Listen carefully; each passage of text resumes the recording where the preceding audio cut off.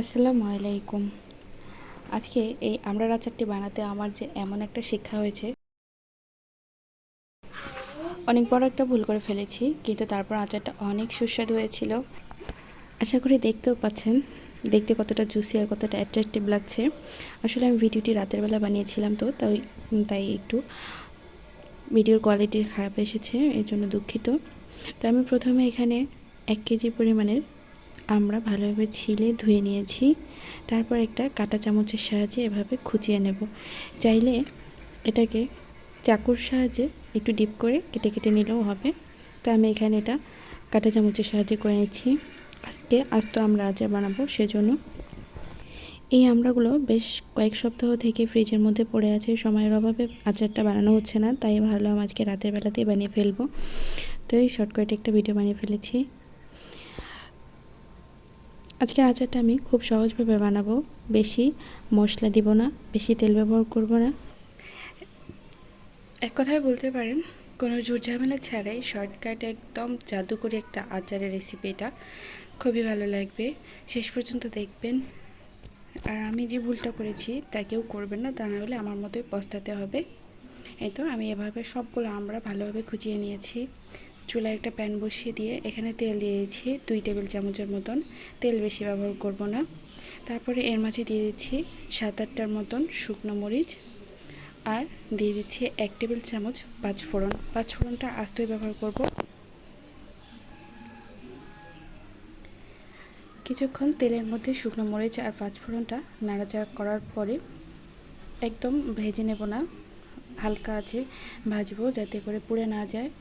একটা সুগন্ধ আসার পরে এখানে দিয়ে দিচ্ছি আমি একটা বড় সাইজের রসুন ছাল ছিলে দিয়ে দিচ্ছি। তারপর আরও কিছুক্ষণ নেড়ে চেড়ে ভেজে নেব। যখন মশলাগুলোকে তেলের মধ্যে বেশ ভাজা ভাজা মনে হবে, তখন দিয়ে দেব আস্ত কুচিয়ে রাখা আমড়াগুলো।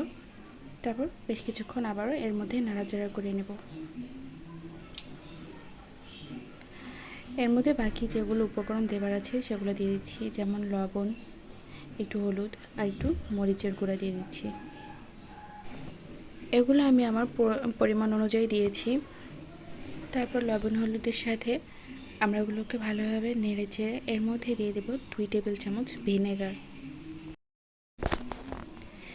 ভিনেগারটা দেবার পরে ঢাকনা দিয়ে ঢেকে জাল করে নেব বেশ কিছুক্ষণ। আমড়া থেকে যেটা এক্সট্রা পানি আছে সেটা বের হয়ে সেদ্ধ হওয়ার জন্য আমি লো হিটে প্রায় 10 মিনিট এভাবে জাল করে নিয়েছি। আমড়া থেকে খুব বেশি একটা পানি বেরোয়নি, আর আমড়াগুলো সেদ্ধ হয়নি। এবার আমি এর মধ্যে দিয়ে দিচ্ছি চিনি। চিনিটা আমি এখানে 1/3 কাপ দিচ্ছি, আমড়া অনুযায়ী এটা যথেষ্ট হবে। তারপরে আবারও ঢাকনা দিয়ে দেব, কিছুক্ষণ জাল করে নেব চিনিটা থেকে যতটুকু পানি বের হয়। যথেষ্ট একটু পানি বের হয়েছে, কিন্তু আমড়াগুলো যেহেতু আস্ত, সেখানে এই আস্ত আমড়াগুলোতে সেদ্ধ হতে সময় লাগবে। এইটুকু পানির মধ্যে এটা সেদ্ধ হবে না, তাই আমি বাইরে থেকে আলাদা করে পানি ব্যবহার করছি। যদি আপনারা বেশি দিন সংরক্ষণের জন্য আচারটা বানাতে চান, তাহলে এর মধ্যে এক্সট্রা পানি ব্যবহার করবেন না। একেবারে লো হিটে একটু বেশি সময় নিয়ে আমড়াগুলো সেদ্ধ করতে পারেন, চিনির পানিতেই সেদ্ধ করতে পারেন, তাহলে কিন্তু আমড়াটা সেদ্ধও হবে আর অনেকদিন সংরক্ষণও করতে পারবেন। এরপর আমি ঢেকে জাল করে নেব, জাল করে নিচ্ছি যতক্ষণ পর্যন্ত আমড়াগুলো সেদ্ধ হয়ে পানিগুলো সব শুকিয়ে শুধুমাত্র শিরাটা থেকে যায়। এই তো আমার হয়ে গেছে। আমড়ার মধ্যে আর কোনো বাড়তি পানি নেই, শুধুমাত্র চিনির শিরাটাই বাকি আছে। এবার ভালোভাবে নেড়ে চেড়ে ঠান্ডা করে পরিবেশন করছি। এই তো দেখুন, দেখতেই জিভে জল চলে আসছে। আর আমি যেটা ভুল করেছিলাম সেটা হচ্ছে যে আমড়ার মধ্যে আমি খুব অল্প পরিমাণ নিয়েছি আর দিয়েছি অল্প পরিমাণে রসুন। এর মধ্যে যে রসুনের আস্ত কোয়াটা এত বেশি টেস্ট বলে বোঝাতে পারবো না যদি না খেয়ে থাকেন। আপনারা যদি এই আচারটা ট্রাই করে থাকেন, তাহলে অবশ্যই সাজেস্ট করব বেশি পরিমাণে আমড়া নিতে আর বেশি পরিমাণে রসুনের কোয়া ব্যবহার করতে, তা না হলে আমার মতো পস্তাতে হবে। আর আমি আচারটা রাতে বানিয়ে ফেলার পরেই তো অর্ধেকটা রাতের বেলাতেই শেষ হয়ে গেছে, বাকিটা কালকে হতে হতেই শেষ হয়ে যাবে, বোঝাই যাচ্ছে। সবার অনেক পছন্দ হয়েছে।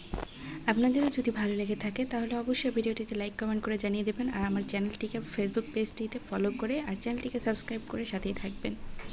ধন্যবাদ শেষ পর্যন্ত থাকার জন্য। আল্লাহ হাফেজ।